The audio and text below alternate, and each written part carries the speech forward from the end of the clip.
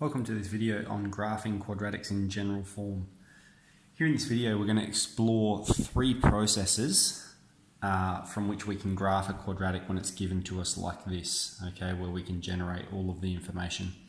Firstly, I'll just point out the axis of symmetry. This is the equation for the x coordinate of the axis of symmetry. That is minus b on top of 2a, and we get that from a quadratic that's of the form ax squared plus bx plus c. So our first thing that we can do is factorise it into linear factors. Okay, so this is using the cross product method. I've got some other videos on that, but hopefully we're all pretty familiar with that. So how do we factorise this? So multiples of x squared are x and x.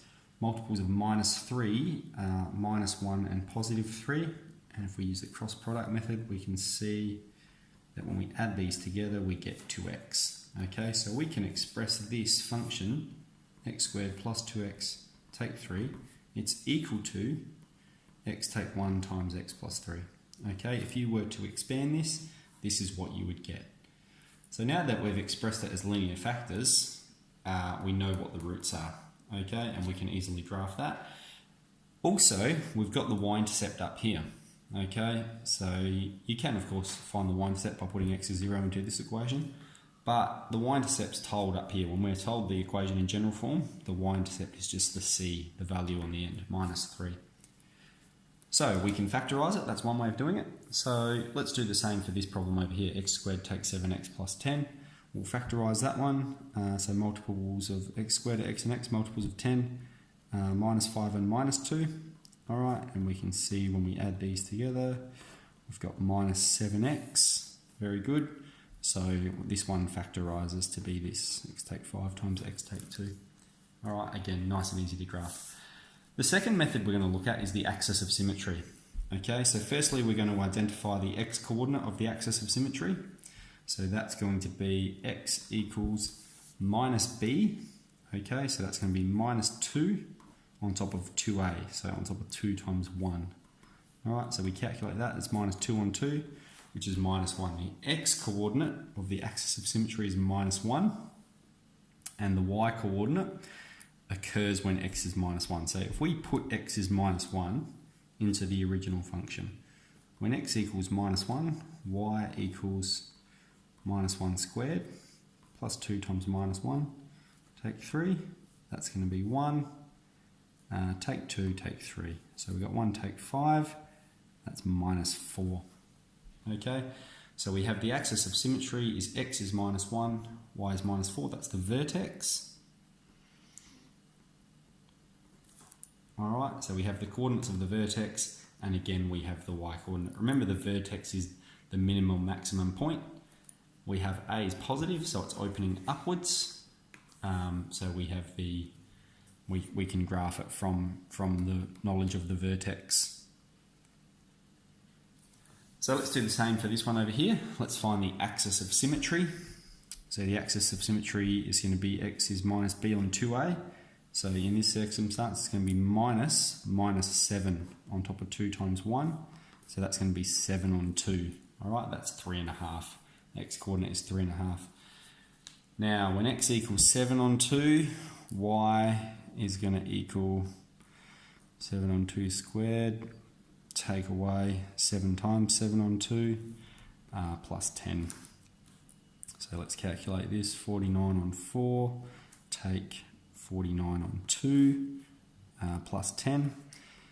So we simplify this to be minus 49 on 2, minus 49 on 4, plus 10. If we express 10 as a denominator, 10 with a denominator of 4, it's 40 on 4, and so we get minus 9 on 4.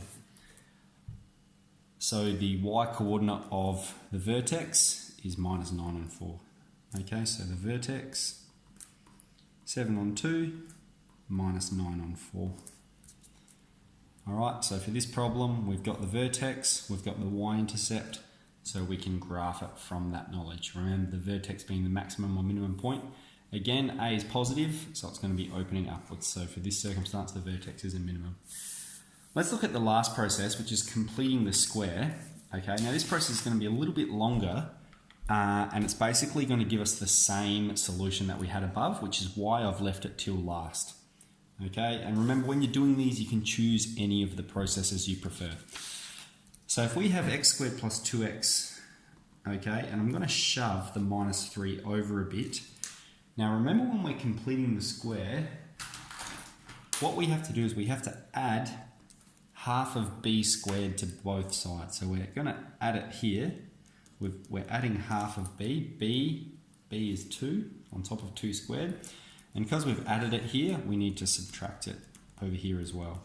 Okay, so we've added it and subtracted it, we've maintained equality.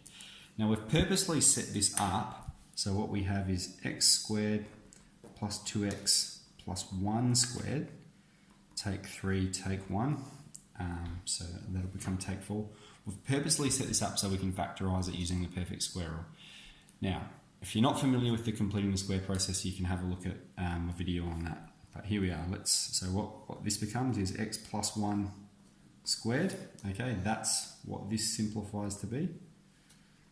Okay, and then we have minus 3 take 1 is minus 4. Okay, and again, from this, okay, this is y equals x plus 1 squared take 4. This is equal to the original function we started with. It's just a different way of writing it. But if you remember, what this tells us is it tells us the vertex. Okay, it tells us when x is minus 1, y equals minus 4 is the coordinates of the vertex. Okay, it's also what we got from the equation of the axis of symmetry. Okay, so it's just another way of doing this process. Okay, we have the vertex, these points, we have the y-intercept, we can graph it. Okay, let's do it for this one over here. X squared takes 7x plus 10. So let's look at the process. X squared takes 7x, we'll shove the plus 10 over here. Now what we're adding to both sides is b on top of 2 squared. Now in this circumstance, b is 7, isn't it? Okay, so we've added 7 on 2 squared, so we have to subtract it from the same side to maintain equality. And so the way we're going to write this one, 7 on 2 or 3.5, is we can write it like this: x take 7 on 2 squared, and then we have plus 10 take 7 on 2. So we'll simplify that one out. So we've got 10 take 49 on 4. Again, 10 is 40 on top of 4, isn't it? So we can perform that fraction operation. X take 7 on 2 squared, take 9 on 4. Okay, and again we get the same vertex. Okay, the vertex of this one is 7 on x is 7 on 2, y is minus 9 on 4.